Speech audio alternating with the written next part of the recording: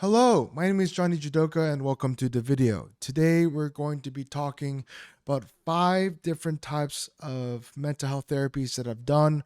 I'm going to explain to you what they are and how they've worked for me, my experience with them, and my opinion on what has helped me the most. When it comes to mental health therapy, there are different modalities that allow people to have success in their treatment, and I just want to make this video and share with y'all that recovery doesn't have to be just a one cookie cutter way to get better. There's different options for you to get better when it comes to your mental health.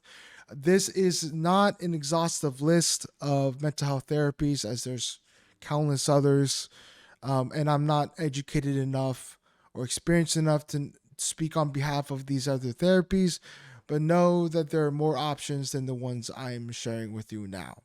So the first one we're going to talk about is cognitive behavioral therapy. Cognitive behavioral therapy is a modality of therapy that basically asserts that your thoughts affect your emotions, affect your behaviors.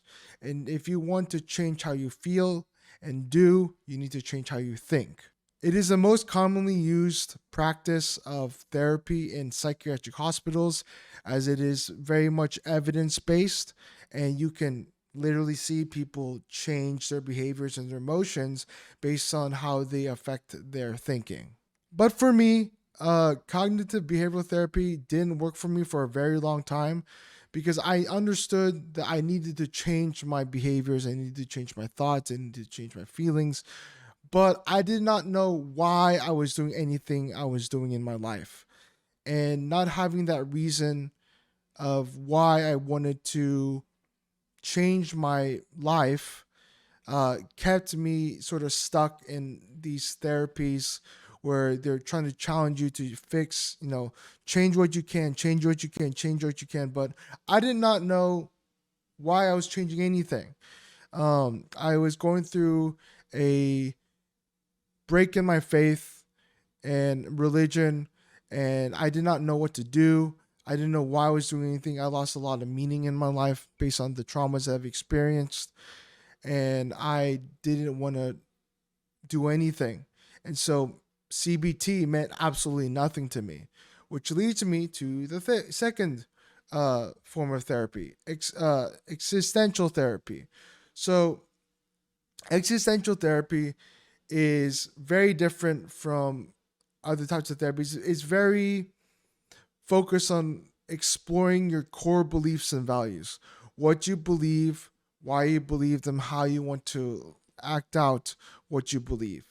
And it's very much a talk therapy based with the therapist and the client, and they're talking about how to find meaning in their lives and just processing trauma through that way of, like, okay, for example, me, i I realized that I didn't have faith until after I realized what my OCD was. And my OCD was having these obsessive compulsive ideas about my faith and my religion, about uh, my goodness as a person.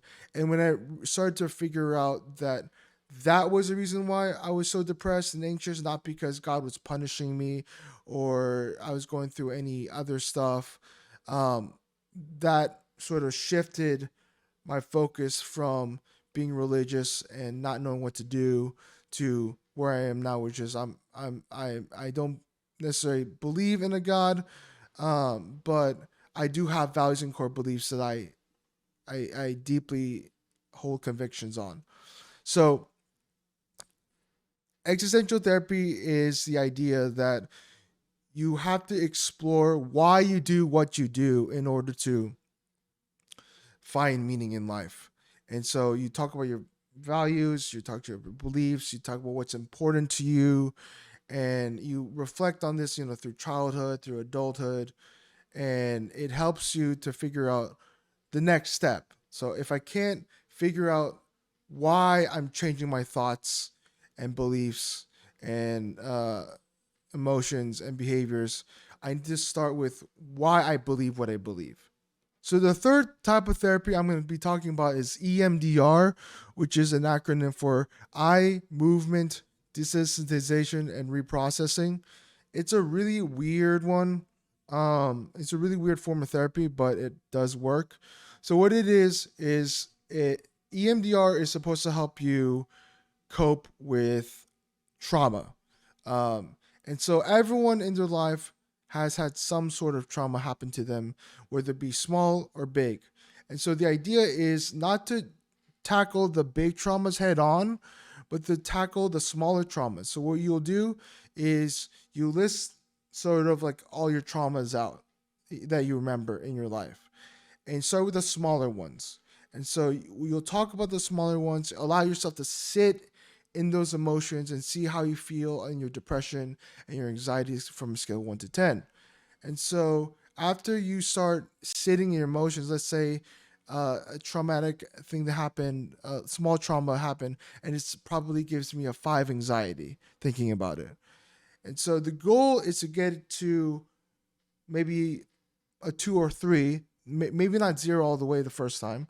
But the way they do it is after you sit in your trauma for a little bit with the help of a therapist will use a pen or their finger or a light and basically tell you to, sorry, I can't do this with microphone, but tell you to look at the moving oscillated object without moving your head over and over and over again.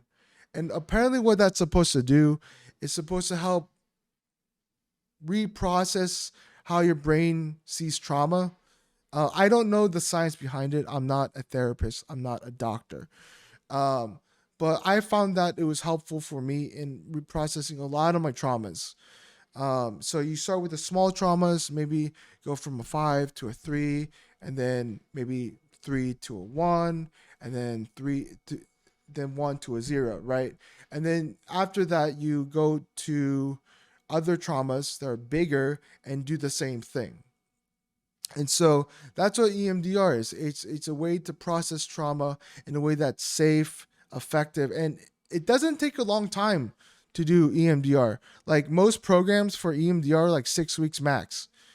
You can find relief from your trauma if you have the right therapist and you have the right modality of like the way they do the EMDR, and you don't have to be seeing a therapist for 10, 15 years. You can literally just do it in 6 weeks and feel like marked amount of relief and improvement. So the next form of therapy is exposure therapy. So exposure therapy is a really effective form of therapy for people who have OCD, obsessive compulsive disorder. So a little bit about obsessive compulsive disorder. It's not just trying to clean meticulously or whatever. It's based on two ideas that you have obsessions and compulsions. Obsessions are things that you think about constantly and that give you anxiety, and then things you do to cope with that anxiety. There's different levels of OCD. There's even something called Puro, which is just the intrusive nature of thoughts. It may not come forth in behaviors, um, but the idea is it's not really a talk form of therapy. It's more like, I'll give you an example. So let's say I have a fear of guns because I'm afraid that if I buy a gun, I'm going to do something terrible and hurt my family with them. So what you do is what I actually did was we I looked up a picture of a gun and just looked at it for 5 minutes straight and tried to desensitize myself to it. What I mean by that is I would look at the picture, notice like what's the material, what is what does it look like? Are there grooves? Are there is it clean? Is it dirty? Like really trying to describe the object, and by doing so, it starts to lose some of its power because with anxiety, people think that if you avoid something, that will make your anxiety go away. It gives you short term relief, sure, but ultimately it leads to long term the long-term anxiety because you're not dealing with the issue at hand. So with exposure therapy, you are heightening your sense of anxiety by exposing yourself to that stimuli, and then slowly over time it goes down permanently.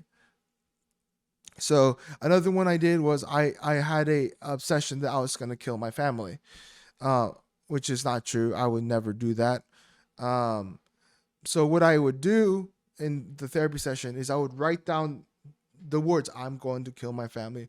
I'm going to kill my family. I'm going to get," over and over and over again for 5 minutes straight. And what I started to notice is that I started to notice like what I was writing, and even like just like breaking down that sentence into just the little symbols that I would scratch on, by writing the letters and stuff. And even hearing the whenever my pen was hitting the paper, seeing how that desensitized me to how scary I uh, thought the obsession was. And so, exposure therapy teaches you to confront your anxiety, and by confronting it head on in a structured environment, you can find long-term relief. If you just keep avoiding things over and over again, you're going to have temporary relief, but it's not going to solve the issue at hand. So the last form of therapy I'm going to be talking about is electroconvulsive therapy. This is a little different, or actually this is quite different, because this is actually not a talk procedure. This is actually a medical procedure. And what it is that you're put under anesthesia, and the doctors, the psychiatrists will put electrodes on your brain, and they will perform micro seizures on your head. And what this is supposed to do, and this is like an extremely safe way to do it. It sounds scary, but it's an extremely safe way to do it. Is you are helping the brain reset. Um, this is for people who have medication resistant mental illness, or in my case, my medications don't work after a certain amount of time, and I've relapsed in hospitals over 100 times in the course of my life. And I've literally lost count. And so after that, I the first session that I did, I noticed a huge difference, like a massive difference. I could concentrate better. I could think clearer. Uh, Even like looking like at life seemed like just sharper. My meds worked better. I was on half as many medications that I was on before, and I would honestly feel so much better. My mood was improved. My concentration was better. My focus was better. My memory was better, and it just all these little things start to click. So what you're supposed to do is you're supposed to do 12 treatments to start off, and then afterwards you taper down to like maybe once a week or once a month or maybe even like twice a year. But you still keep doing them so you get that maintenance ECT going, and it's changing my life honestly. Like this week I have accomplished so much because of how the ECT has been able to affect me in my life. And like last night I didn't sleep at all. I was just having a hard time, and me being up with only a limited amount of sleep is still okay because my meds are working and I'm stable. I just need to get some better rest tonight. So that's ECT. And it's really effective in helping people whose medications just don't work after a certain amount of time to get that relief, that long-term relief from their mental illness. So I hope this was a educational video to y'all about the different types of therapies people can go through.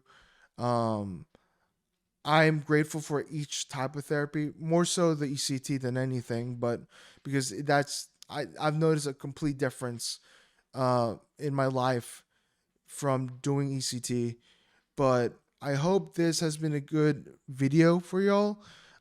If you have any questions or comments, please leave them in the comment section. I'd love to answer them. But these are the types of therapies that I've done. There's more types of therapies that you can do, but these are I wanted to speak on the ones that I've done because that's just my experience. So I want to thank y'all for watching my videos. I know that I haven't been consistent. I just wasn't in and out of the hospital, and I'm focusing on streaming and everything. And I want to now be able to work on building my channel again and everything. So I want to thank you so much for watching my video. It means a lot that you watch it. And I will see you in the next video.